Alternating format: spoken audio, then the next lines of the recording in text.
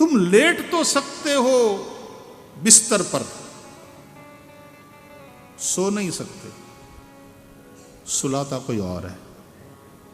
नहीं तो माणस પડખા ઘસ્યા જ કરે છે ને ઊંઘવાની દવા લીધા પછી ઊંઘ નથી આવતી।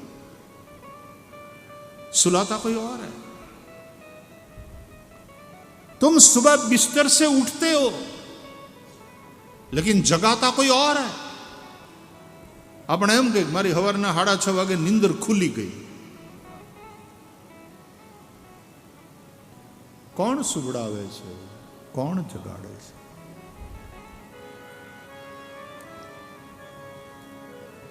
પેલી ચેતના અંદર જે પરમાત્મા બેઠો છે એ જગાડે છે,